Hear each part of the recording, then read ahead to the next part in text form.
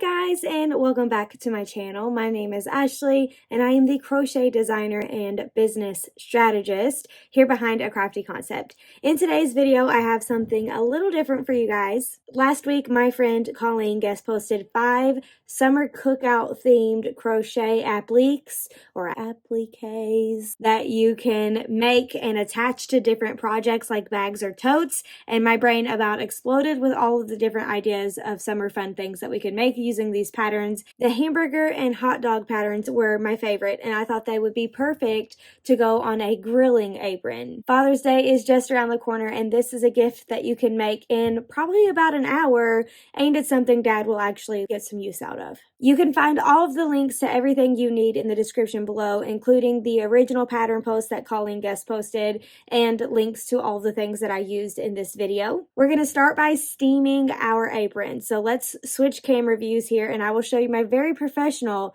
apron steaming setup. So this is my steam setup. I have my apron laying over the back of my desk chair. I have my steamer that is warming up, and then I'm just going to steam this really quickly and get ready to add the appliques. I will come back though and show you what it looks like after it's been steamed. Okay, here's what it looks like steamed. It's not perfect. Canvas is kind of hard to work with. An iron might have been better, but a steamer is what I had. So on to round 2, sub 2. The first thing you're going to do is grab all of your supplies. You need very little yarn in each color to make this hamburger. So go digging through your scraps piles and see if you can find tan, red, green, yellow, brown, and a little bit of cream or white for your sesame seeds. Now we're just going to take our H crochet hook and crochet all of the pieces. Good thing this isn't a pattern tutorial because some of these parts were blurry because I got a new iPhone and apparently it doesn't want to focus when it needs to, but I promise it's not all blurry. We're going to start by making each piece of our little hamburger. This is the top bun. After we crochet the full shape of it, we will sew in our tails. We're going to need to sew in our tails after we make each individual piece. That way it's just a little bit cleaner when we go to add it to our felt here at the end. After I get my tails sewn in, I add my cute little sesame seeds. I think the details like this is what makes crochet pieces extra cute. So I add my little sesame seeds very quickly. I do not sew in these tails because I'm just going to glue them down when I glue it onto the piece of felt here in a little bit. So I do just leave those kind of long and then I tie them together behind my little top bun. Next, I'm going to make my bottom bun.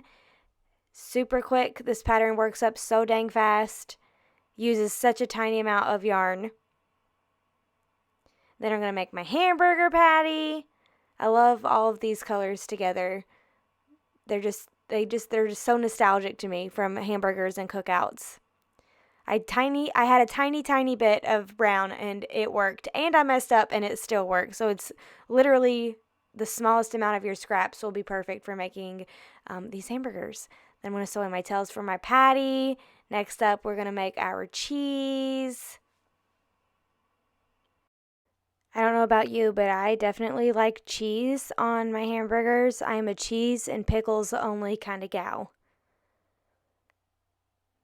Then after we make our cheese and get out all of our cheese tails sewn in, I'm going to place it here and you can start seeing the little hamburger applique or applique coming together nicely. Next up, we are going to make the lettuce. The lettuce making step is probably my favorite. I like how Colleen designed this part so it's wrinkly looking, not exactly perfect like a scalloped border edge type lettuce would be. This one gives it more like organically wrinkly lettuce. And the last piece of our hamburger here is the delicious, juicy, healthy tomato. Just going to whip this last little piece up, sew in my tails, and then everything is going to be ready to glue on to our piece of felt.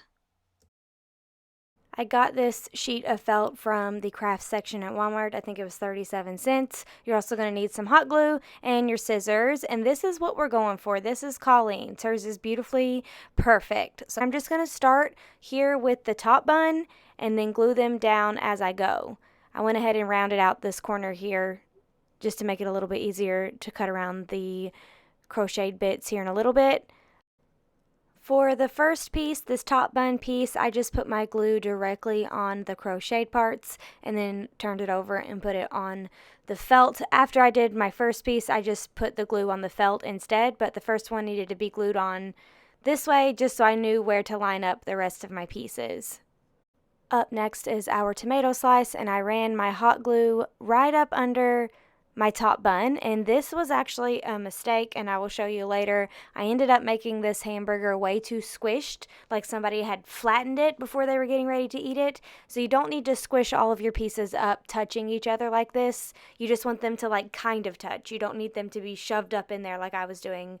And I do that for every vegetable on this hamburger, but I show you near the end my second hamburger that I did off camera that is a little bit taller. Still not as tall as Colleen's. Hers is magic. She is magic.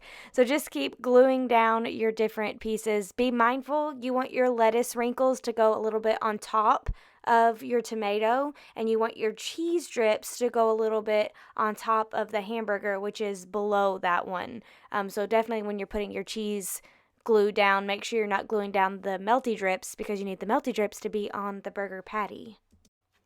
You can always add more little drops of glue onto the ends if you didn't make your line long enough or fat enough or something like that. It's very easy to just go back in and touch it up with a little bit more glue.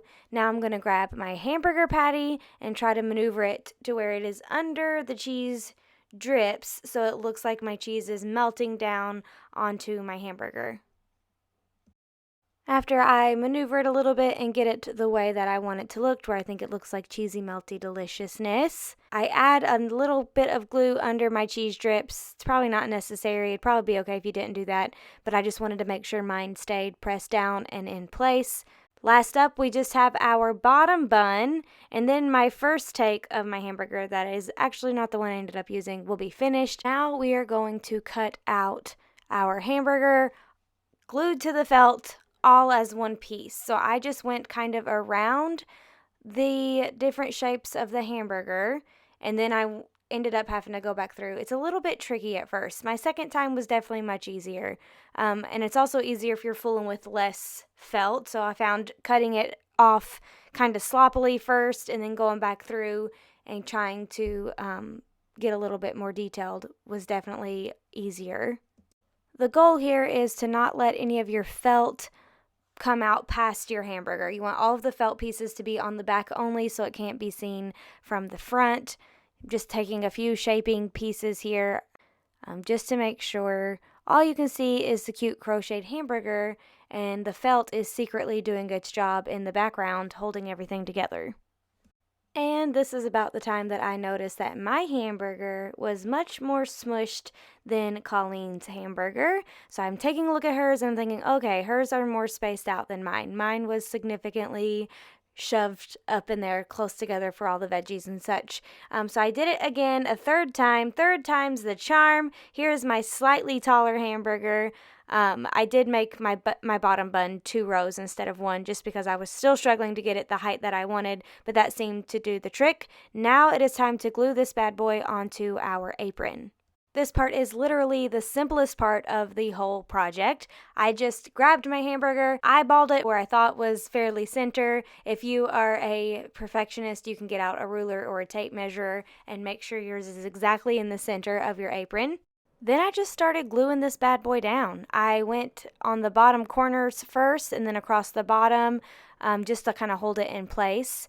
And then I would peel the hamburger off and then put some glue down and then smush it down and just repeat that back and forth until the whole hamburger was fully glued to the apron. I apologize for the jiggling of the work surface. That would be my poster board that I'm working on. It is a little bit warped.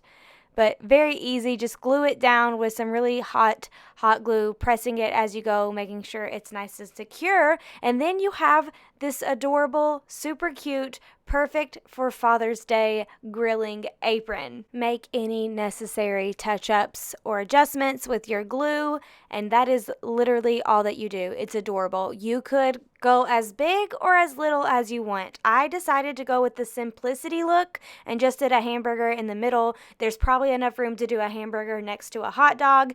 Colleen also has a grill applique. I will put a link to that in the description below for you too. You could actually put a little grill on the apron. And I had my husband model it for you guys. So here it is in the wild with my husband wearing this apron to show you what it looks like. He loves it. He plans on using it. My daughter was like, "Daddy, do you like the new apron?" She thought that I was designing this as a gift for him.